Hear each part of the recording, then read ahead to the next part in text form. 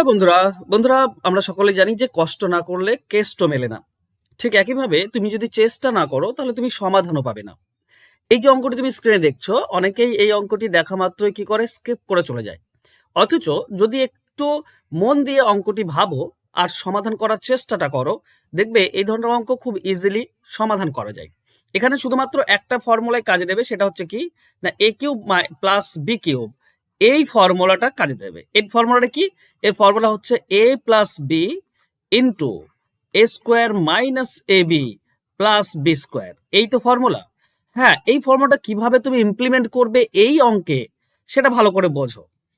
উপরটা তো তুমি অনায়াসে করতে পারছো, ভালো করে উপরটা যেটা দেওয়া আছে সেটা তুমি এভাবে করবে, 83 তার কিউব প্লাস 17 তার কিউব, এটা দেওয়া আছে। নিচেরটা কিভাবে করব?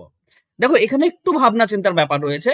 ভাবনা চিন্তাটা কিভাবে করবে, দেখো এইটার আমরা বি যদি ধরি তো বি স্কোয়ার তো দেওয়াই আছে, এখানে বি স্কোয়ার আমরা পেয়েছি, আমাদেরকে এ স্কোয়ার মাইনাস এ বি এটা দরকার।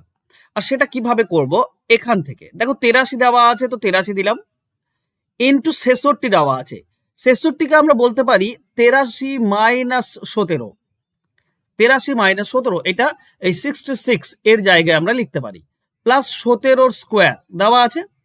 তাহলে আমরা পেলাম কি, আমরা উপরে পেলাম 83 কিউব প্লাস 17 কিউব। নিচেরটা খেয়াল করো, এই 83 আর 83 গুণ করলে 83 স্কোয়ার মানে এ স্কোয়ার, আর 83 আর 17 গুণ করলে মাইনাস 83 ইন্টু 17 মানে এবি, আর প্লাস 17 স্কোয়ার মানে বি স্কোয়ার দেওয়াই আছে, তাই নয় কি? তো এবার কি সহজ হয়ে গেল না? হ্যাঁ, উপরেরটার জায়গায় এই 83 কিউব প্লাস 17 কিউব, এই জায়গাটা আমরা কি লিখতে পারি?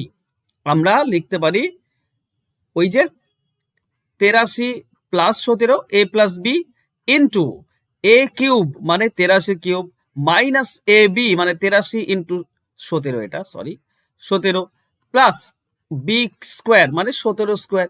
তো এই দুটি ক্যান্সেল হয়ে যাবে, আমাদের পড়ে থাকবে 83 প্লাস 17।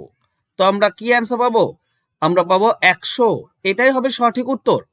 তো আশা করছি বুঝতে পেরেছো, এরপর থেকে আর ছেড়ে আসবে না। কমসে কম একবার ভালো করে মন দিয়ে অঙ্কটি দেখবে, বোঝার চেষ্টা করবে, দেখবে ইজিলি তুমি অঙ্কের সমাধান করতে পারছো। আশা করছি ভালো লেগেছে। ভালো লাগলে অবশ্যই লাইক কমেন্ট শেয়ার করে দিও। তোমরা যদি চ্যাপ্টার ধরে ধরে অঙ্ক শিখতে চাও তাহলে ফাউন্ডেশন ব্যাচে ভর্তি হতে পারো, আর যদি শুধু ট্রিক্স শিখতে চাও তাহলে ট্রিক্স ব্যাচে ভর্তি হতে পারো। ফোন নাম্বার নিচে দেওয়া আছে, এই নাম্বারে যোগাযোগ করলেই তোমরা কিন্তু ডিটেলস জানতে পারবে। ওকে, আজকে যদি অঙ্ক তোমাদের ভালো লেগেছে তো একটু লাইক কমেন্ট শেয়ার করে দিও। দেখা হবে নেক্সট ক্লাসে, ততক্ষণ ভালো থেকো, সুস্থ থেকো, ধন্যবাদ।